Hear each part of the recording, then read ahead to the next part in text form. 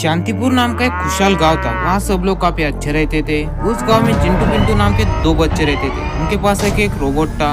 वो ऐसे एक दिन मैदान पर खेल रहे थे। पिंटू, आज का दिन तुझे कुछ अलग नहीं लग रहा? आज सारी तरफ मुझे तो खुशहाली दिखाई दे रही है। हाँ यार चिंटू, मैं भी तुझसे यही बात कहने वाला था। तभी गांव में एक स्पेसशिप काफी तेजी से आने लगी। उस स्पेसशिप से धुआं आ रहा था। तभी वो स्पेसशिप कुछ जगह पर क्रैश हो गई। अरे नहीं, ये क्या हो गया चिंटू? तभी वहाँ पर स्पेसशिप से रोबोट भाई बाहर आ गए। तब उन दोनों रोबोट भाइयों में काफी भयानक लड़ाई हो रही थी। चिंटू यार, अब हमें क्या करना चाहिए? ये लोग कौन है? नहीं पिंटू, अभी हम कुछ भी नहीं कर सकते। हमें यह भी नहीं पता इनमें से अच्छा कौन है और बुरा कौन है। तभी उनमें से जो प्राइम रोबोट था वो वहाँ पर एक बेहद ही खतरनाक इलेक्ट्रिक रिएक्टर तैयार करता है। वो इलेक्ट्रिक शॉक लगने के कारण उसका भाई काफी तेजी से चिल्लाने लगा और वही गिर पड़ा। हमें अब कुछ तो करना ही पड़ेगा, नहीं तो ये रोबोट्स गांव को एक शमशान घाट बना देंगे। अगर पिंटू हमने इनमें से जो अच्छा रोबोट है उसे मार दिया तो बाकी के बुरे रोबोट यहाँ तबाही मचाएंगे ही। तब हम क्या करेंगे? लेकिन चिंटू, अगर इन रोबोट्स की लड़ाई में गांव में कोई मर गया तो गांव वाले उसके जिम्मेदार हमें ही ठहराएंगे। तभी वहाँ पर पिंटू के दादाजी पिंटू ठीक तो यह देखने के लिए बाहर आ गए। अरे यार चिंटू, वो देख दादाजी। तभी वहाँ पर उन तीनों की लड़ाई में एक रोबोट दादाजी के पास जाकर गिर गया। अरे नहीं दादाजी, जाओ रोबोट हमला करो। अरे यार, ये मुझसे क्या हो गया? मेरी वजह से एक बेगुनाह इंसान घायल हो गया। मुझे उनकी मदद करनी चाहिए। रोबोट जल्दी से आकर पिंटू के दादाजी का इलाज करो और उन्हें ठीक करो, चाहे कुछ भी हो जाए। तब यहाँ पर चिंटू का रोबोट पिंटू के दादाजी के पास आ गया और उनका इलाज करने लगा।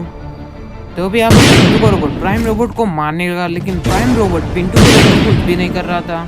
अरे यार, ये रोबोट पिंटू के रोबोट को क्यों नहीं मारा? इस रोबोट ने उन दोनों रोबोट को तो बड़े आसानी से मार दिया था, तो ये रोबोट पिंटू के रोबोट को क्यों नहीं मार रहा?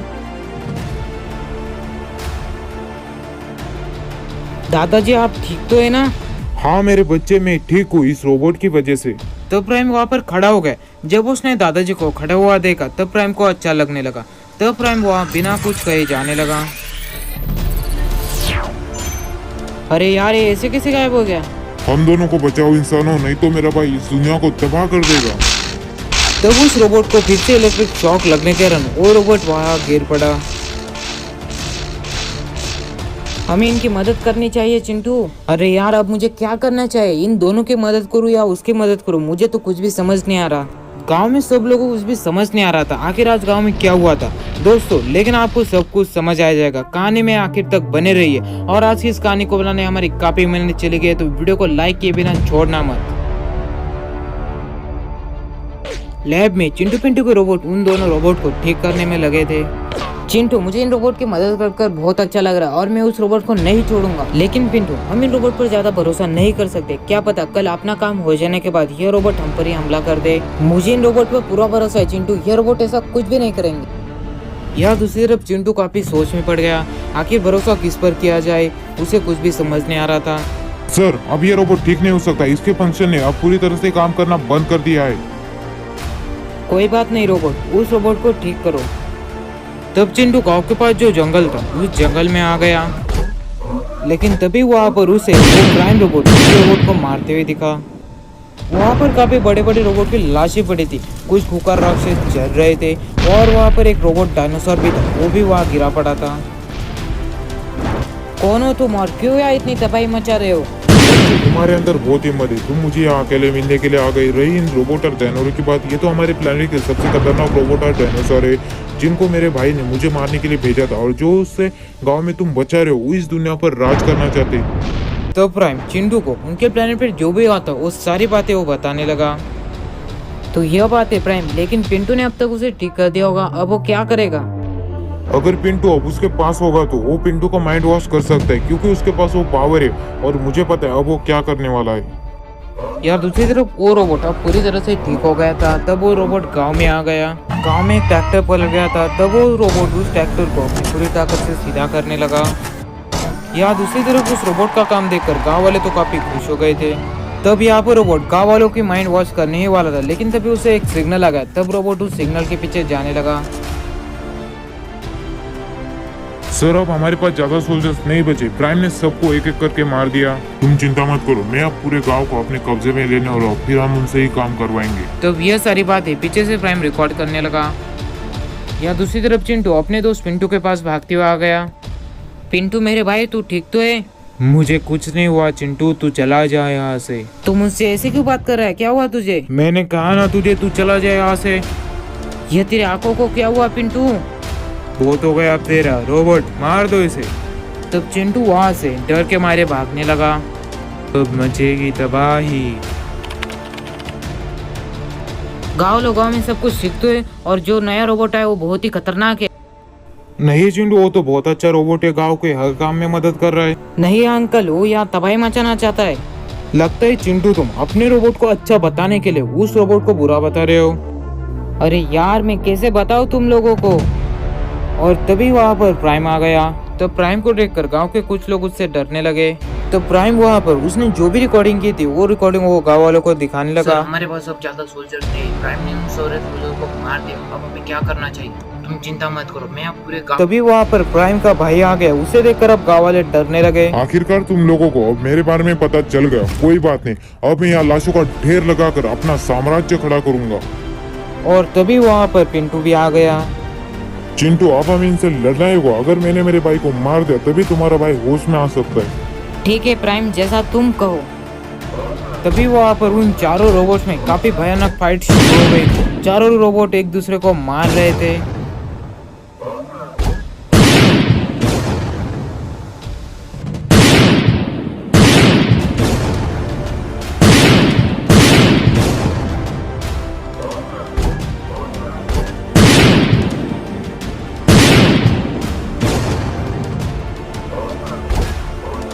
आखिर में प्राइम ने उन दोनों को हरा ही दिया और अपने भाई को मार दिया।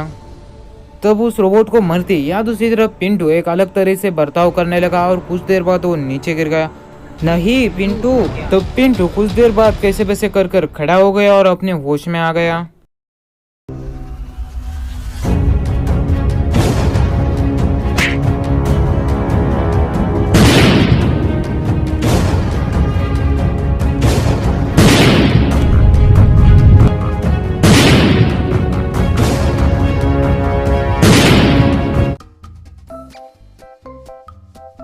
शांतिपुर गांव में रहने वाला चिंटू नाम का एक लड़का एक दिन उस गांव के पास जो जंगल था उस जंगल में आ गया। वो उस गांव का सबसे होशियार और शरारती बच्चा था। लेकिन तभी चिंटू ने वहां पर दो शराबियों को देखा, जिन शराबियों को ठीक से चला भी नहीं जा रहा था। लेकिन तभी उनके पास जो खोपड़ी पड़ी थी वो खोपड़ी उनसे कहने लगी, ओए सुनो, तुम दोनों मुझे उस गड्ढे में फेंक दो। तब चिंटू की यह बात समझ नहीं आ रही थी, आखिर एक खोपड़ी कैसे बात कर सकती है। तब चिंटू वो खोपड़ी मायावी लगने लगी, इसलिए उस खोपड़ी से उन दोनों को कुछ ना हो जाए, इसलिए चिंटू उन दोनों की तरफ जाने लगा। या दूसरी तरफ उन शराबियों को भी कुछ समझ नहीं आ रहा था आखिर यहाँ क्या हो रहा है। तब वो दोनों भी सोच में पड़ गए। तुम दोनों ज्यादा कुछ मत सोचो, अगर तुमने मुझे उस गड्ढे में गिरा दिया तो तुम दोनों को मिलेगी मुक्ति। क्या हमें मुक्ति में शराब मिलेगी? ढेर सारी शराब मिलेगी तुम दोनों को, मुझे सिर्फ उस गड्ढे में गिराना है। तब वो आदमी उस खोपड़ी के पास जाने लगा। अंकल आप इसे गड्ढे में मत डालिए, यह खोपड़ी मायावी हो सकती है, इससे हमें खतरा होगा। क्या तुम अब एक बच्चे की बात सुनोगे? तब उस आदमी ने बिना कुछ सोचे और समझे अपना 2.5 किलो का दिमाग लगाकर उस खोपड़ी को उस गड्ढे में गिरा दिया। खोपड़ी के उस गड्ढे में जाने के बाद चिंटू को वहाँ कुछ अच्छा नहीं लग रहा था। तब वो चिंटू वहां से डर के मारे दूर जाने लगा। या दूसरी तरफ वो खोपड़ी नीचे जो आग जल रही थी उस जगह पर गिर गई और तभी वहां पर एक बहुत ही खतरनाक राक्षस आ गया। इंसानों, आखिरकार आ ही गई तुम्हारी शाम। अब मैं अपने श्राप से मुक्त हो गया हूँ। तब वो राक्षस कुछ देर बाद ऊपर आ गया। दूसरी तरफ वो दोनों उस राक्षस को देखकर डरने लगे। तुम दोनों डरो मत मुझसे, मैं तुम दोनों को कुछ भी नहीं करूंगा। आखिरकार तुम दोनों ने ही मुझे आजाद किया है। या दूसरी तरफ चिंटू जो दूर से उनकी बातें सुन रहा था, उनकी बातें सुनकर डर के मारे गांव की तरफ भागने लगा। तब वो वहां से भागते भागते गांव वालों के पास आ गया। अरे चिंटू, क्या हुआ तुझे? तू इतना डरा हुआ क्यों है? तब चिंटू ने जंगल में जो भी देखा था वो सारी बातें उसने गांव वालों को बता दी। लगता है ये हमें बेवकूफ बना रहा है। इस सदी में इतने बड़े राक्षस आ ही नहीं सकते। मैं एक साइंटिस्ट हूँ, मुझे सब कुछ पता है। चिंटू, फिर से ऐसी शरारत हमारे साथ मत करना, नहीं तो तुम्हें अगली बार सजा मिलेगी। तो चिंटू वहाँ से गुस्से में अपने दोस्त पिंटू के पास जाने लगा। आजकल के बच्चे बड़ों की इज्जत ही नहीं करते, न जाने इन्हें कब अकल आएगी। तब चिंटू पिंटू और उसके मामा जी के पास आ गया। क्या हुआ चिंटू, आज तेरा मूड अच्छा नहीं लग रहा है? तब चिंटू जंगल में जो भी हुआ था वो सारे बातें वो पिंटू और उसके मामा जी को बताने लगा। चिंटू, मुझे तुम्हारी बात पर यकीन है, ऐसे राक्षस पहले हुआ करते थे। तब चिंटू ने जब मामा जी की बात सुनी तब उसे अच्छा लगने लगा। चिंटू, हमें एक रोबोट चाहिए जो उस राक्षस से लड़ सके। हाँ पिंटू, तू सही कह रहा, हमें एक पावरफुल रोबोट की सख्त से सख्त जरूरत है। देखो तुम दोनों, मैं एक ऐसा रोबोट बना सकता हूँ, लेकिन मुझे एक मटेरियल की जरूरत होगी। मेरे पास एक पुराना ट्रक है, क्या उससे काम चल जाएगा? क्यों नहीं, अब चटा देंगे उस राक्षस को धूल। चिंटू यार, मैं तुम्हारी इस मिशन में मदद नहीं कर सकता, मुझे 2-3 दिन के लिए शहर में जाना होगा। मैं आते ही तुम्हारी फिर से मदद करूंगा। ठीक है पिंटू, तू चले जाना, लेकिन संभाल के, वो राक्षस वहां पे आ सकता है। तब चिंटू और मामा जी चिंटू ने जो पुराना ट्रक लाया था उस पर काम करने लगे। या दूसरी तरफ उस राक्षस ने गांव में काफी लोगों को मार दिया था। क्या हुआ मचा रहा था। अरे यार, उस दिन मैंने तो शानपट्टी कर दी, मैंने चिंटू की बात नहीं मानी। अब यह राक्षस यार तबाही मचा रहा, अब मुझे कुछ तो करना ही होगा। यह दूसरी तरफ चिंटू और मामा जी ने आखिर 2-3 दिनों की कड़ी मेहनत के बाद एक रोबोट तैयार कर ही लिया। तब चिंटू, मामा जी और मामा जी का रोबोट उस जगह पर आ गए जहाँ से अल्ट्रा वायलेंट रेडिएशन के सिग्नल्स आ रहे थे। तभी उनके सामने वो मास्टर आकर खड़ा हो गया। अरे यार, ये राक्षस तो काफी बड़ा है। सुन राक्षस, अब तू नहीं बचेगा। उस दिन तो मैं तुम्हें देखकर भाग गया था, लेकिन अब है हमारे साथ मामा जी का रोबोट। चिंटू, ज्यादा मत बोल, अगर हार गए तो वो राक्षस हमें कच्चा चबा जाएगा। मुझे आप पर भरोसा है मामा जी, आप चिंता मत कीजिए। तुम दोनों बहुत पछताओगे, तुमने यहाँ कर बहुत बड़ी गलती कर दी। तब मामा जी का रोबोट आगे बढ़ने लगा, लेकिन तभी उसके सामने आइस मॉन्स्टर आकर खड़ा हो गया और उन दोनों में लड़ाई शुरू हो गई।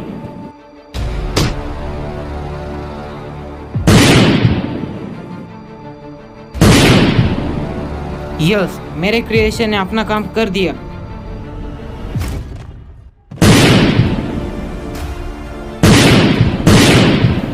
मामा जी, आपका रोबोट क्या कर रहा है?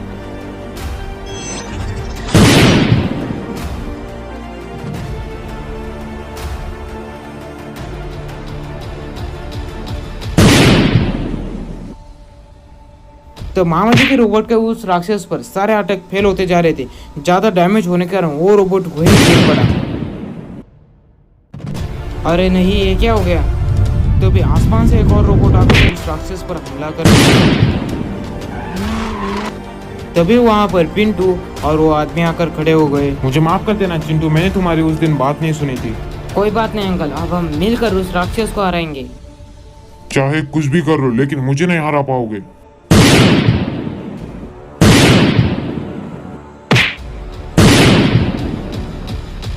तब वह दोनों रोबोट डैमेज होने के कारण नीचे गिर गए और वहां पर आइस मॉन्स्टर धीरे धीरे खड़ा होने लगा।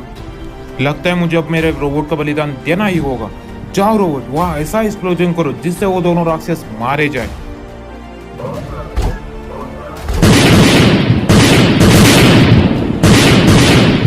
आखिरकार हो ही गया खात्मा उन दोनों राक्षसों का। दोस्तों, अगर आपको हमारी मेहनत पसंद आ गई है तो चैनल को सब्सक्राइब कर लेना।